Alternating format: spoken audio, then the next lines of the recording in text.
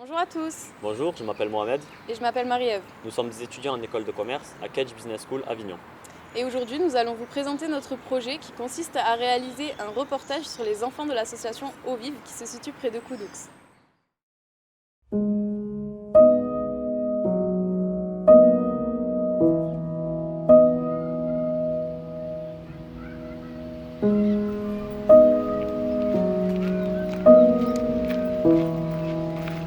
Alors, je m'appelle Anis, je suis moniteur éducateur et j'ai 28 ans. Je suis ici donc à l'Eau Vive depuis 4 ans. Moi, je m'appelle Rabia Nabil, j'ai 38 ans. Je suis éducateur donc, à la maison d'enfants L'Eau Vive, ça fait 13 ans que j'y suis. Je suis rentré en septembre 2007 et depuis, je continue mon bonhomme de chemin en accompagnant ces jeunes dans le quotidien, dans tout ce qui est amené à notre métier en fait. J'ai passé mon diplôme à l'Eau Vive et du coup là j'ai découvert le métier d'éducateur. Voilà. Et éducateur en fait c'est complètement différent d'animateur et aujourd'hui dans tout ce que je peux faire et tout ce que je peux être, l'intérêt c'est vraiment mettre du sens dans ce qu'on peut faire, dans l'accompagnement, dans les choses qu'on peut dire aux jeunes.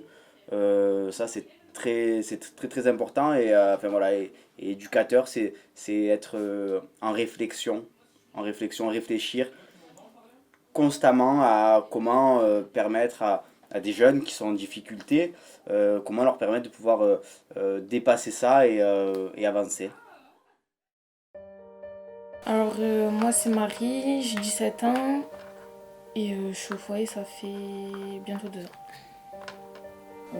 Moi c'est Daniel, j'ai 15 ans, depuis que je suis arrivée en France ça fait 3 ans et j'aime bien danser. Dans le micro, on imbécile. Qu'est-ce que tu dis ça se met pas dans le micro, non? Ah ouais. Je raconte, après tu mets dans le verre il se met au micro. T'es Google, voilà. La télé dans le micro. Ah ouais. T'es dans un autre monde. En fait, elle veut tuer mon ami. Je veux pas la tuer. Moi, je veux la kidnapper.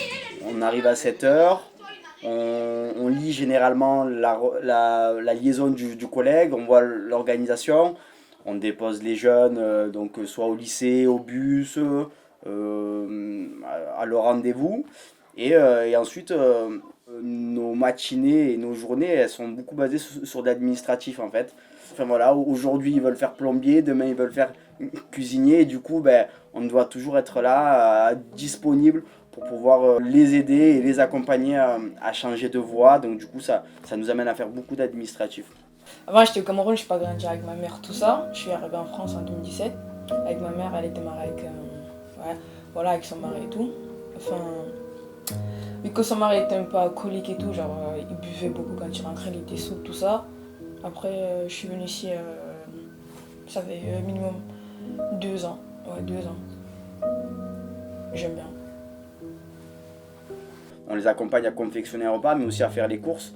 Et on est là dans les actes de la vie du quotidien, du lever jusqu'au coucher. Et bien sûr, on se relaie en équipe. Moi, L'Eau Vive, donc si ça fait 13 ans que j'y suis, c'est parce que j'y suis bien. Déjà, au niveau professionnel, c'est une boîte qui permet énormément de choses en termes de projet, en termes d'accomplissement. Ce qui est du coup épanouissant pour moi. Il y a aussi un sens dans ce qu'on fait, et ça c'est important. S'il n'y a pas de sens, ça ne m'intéresse pas. Le cadre dans lequel on est aussi, parce que ça, c'est représentatif, pour moi en tout cas, d'une certaine sérénité. On n'est pas dans du béton, on n'est pas dans des centres-villes. Ça, des fois, ça pourrait être pris comme un tort, mais pour moi, c'est un avantage. Le fait d'être distancé, d'être un peu à l'écart. Et les jeunes, au final, même eux, se rendent compte de l'apaisement que ça peut avoir, en fait, d'être dans un endroit comme ça.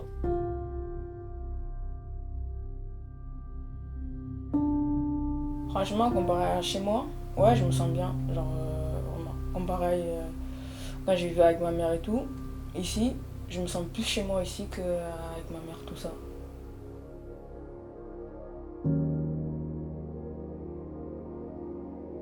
Et j'aime bien danser. Moi, ce qui me plaît dans la danse, enfin, je sais pas, quand je danse, ça me met de bonne humeur.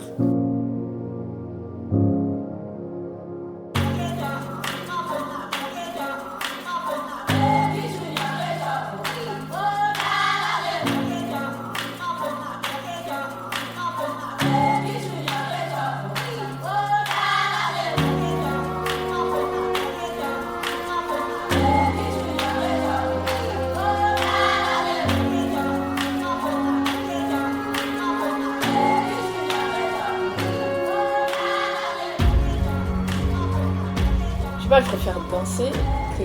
genre, par exemple, si je suis en colère, je préfère danser, de m'exprimer d'une autre manière que par la violence. Voilà, quoi. Et ça permet de me soulager. C'est comme le foot aussi. Enfin, dans le foot, tu peux te lâcher, tout ça et tout, par rapport, genre... quand t'es renfermé ou timide, tout ça, quand tu arrives au terrain, enfin, c'est différent. Genre, je sais pas comment expliquer. Enfin, voilà, quoi. C'est différent. Et c'est là que j'aime les deux sports, la danse et le foot.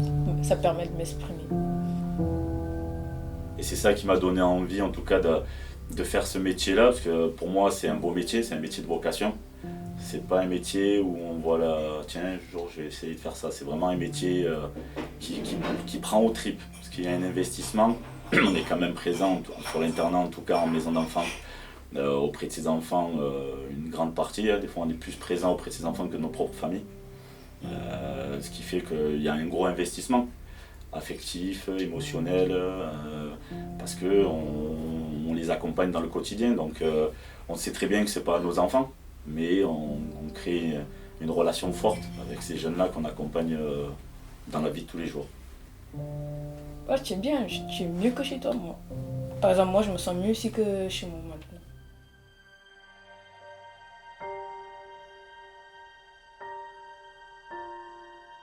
Un truc qui reste compliqué pour moi, c'est que genre, j'arrive pas à voir mes frères et tout, du coup, ça je le vis mal, mais sinon le reste tout va bien. Mais on a des situations différentes, mais je veux dire, on a presque vécu la même chose avec nos familles, tout ça. Peut-être on n'a pas la même histoire, mais on vit tous la même chose ici au foyer. Enfin, on partage des moments, on partage les mêmes moments, tout ça. Enfin, on a créé des liens que j'avais pas avec les gens de ma famille, tout ça. Genre, je peux dire ici, au foyer, c'est comme ma deuxième famille, quoi. Genre, je me sens bien à l'aise et tout ça. Genre, tu t'entends bien avec tout le monde. Tant que tu es respectueux, tant que tu respectes tout le monde, les gens te respectent et tout, tu t'entends bien avec tout le monde, t'es bon délire. Il y a tout qui se passe bien, quoi. Comment dire. J'ai grandi dans un milieu et un environnement social, on va dire, pas dire de classe pauvre, mais pas forcément élevé, on va dire, que ce soit au niveau culturel et à différents niveaux.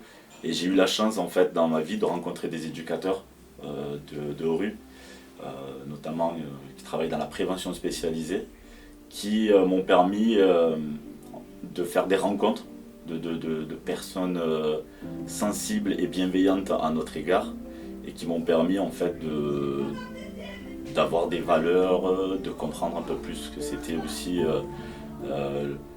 le sens de la vie, parce que voilà, quand on grandit dans certains contextes, on a des idées, on a des a priori, et ces personnes-là m'ont permis d'aller au-delà de ça.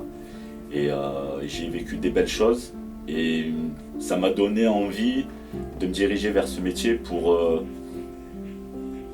apporter aussi ma manière, en fait, à des jeunes, voilà, qui ont eu un parcours difficile, qui ont une histoire difficile, qui ont des histoires de vie compliquées par moments.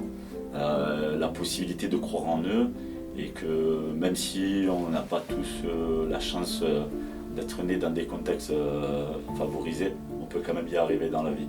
Il faut juste à un moment donné croire en soi et aller de l'avant.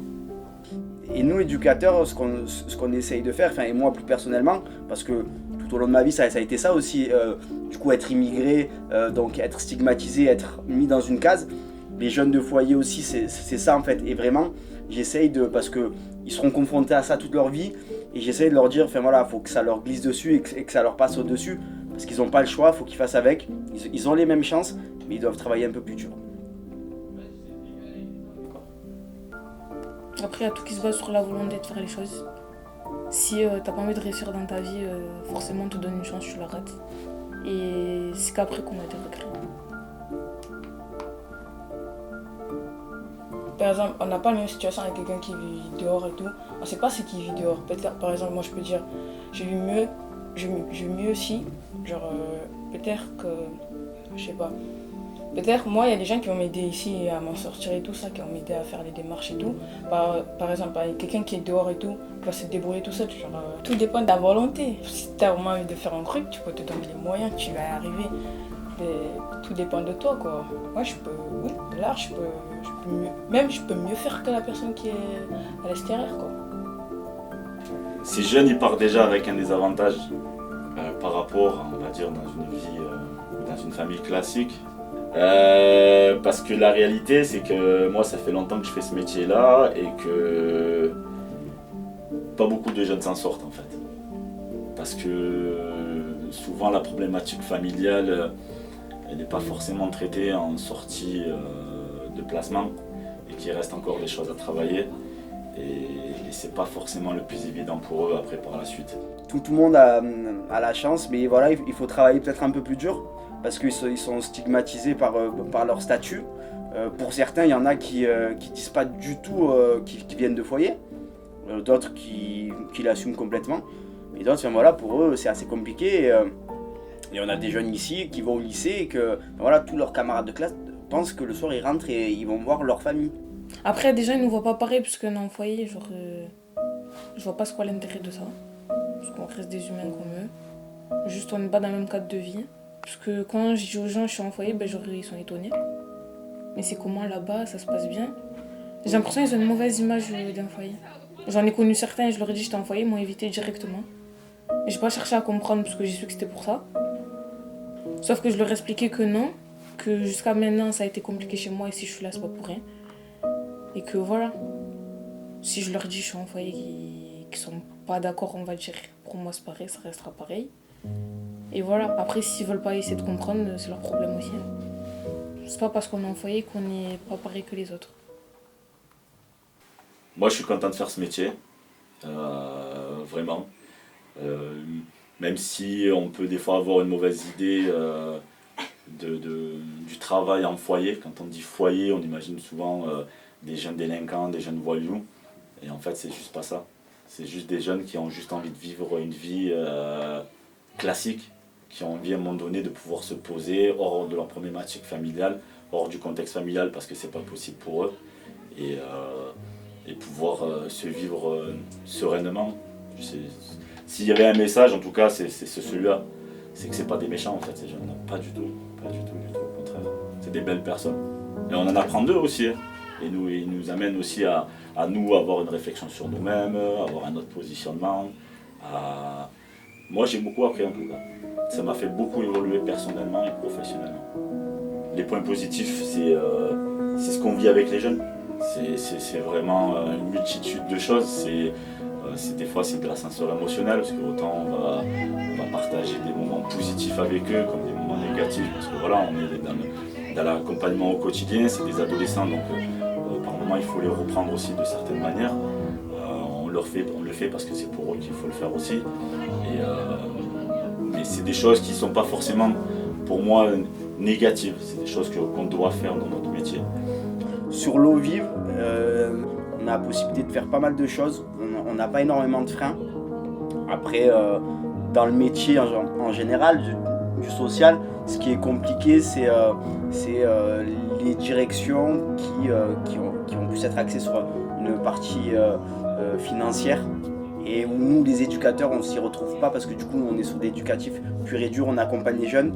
Et c'est vrai que le point le plus négatif que je peux voir, moi, c'est les institutions qui gèrent des enfants, mais sur un point de vue budgétaire et non humain. C'est la réalité aussi, c'est notre question au quotidien, c'est tout le temps, la fin d'échéance, on sait qu'ils vont arriver à 18 ans, donc il n'y a plus de notion de placement judiciaire, on est sur un contrat jeune majeur, et avec des impératifs économiques aussi, qui est une réalité, c'est qu'aujourd'hui les politiques signent de moins en moins de contrats jeunes majeurs, qui donnent de moins en moins de temps, et du coup, nous des fois on est pris aussi dans, comme je disais tout à l'heure, dans ce désir qui s'en sortent, mais des fois on veut précéder aussi certaines choses. Alors qu'un ado qui va être dans une famille classique au hors placement, il a plus de temps pour s'installer dans certaines choses. Il n'a pas l'inquiétude de se dire à 18 ans, 19 ans, allez voir 20 ans, je vais me retrouver en dehors du domicile familial. Que là, on peut accueillir des enfants sur des placements de 1 an, 2 ans, 4 ans, 5 ans, 10 ans pour certains. Et les quitter, pas du jour au lendemain, mais terminer l'accompagnement qu'on a eu durant des années, sans forcément après les revoir par la suite.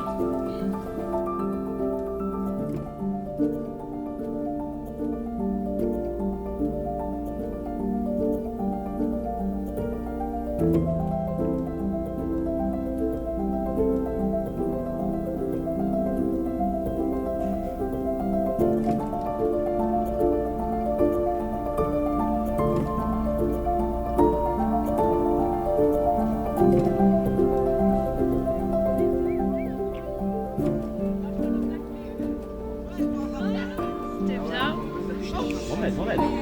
Parfait. Franchement, c'était carré. Voilà, c'était parfait bien. Oula. En gars, c'était bien. Ouais, c'était halal, c'était la frappe.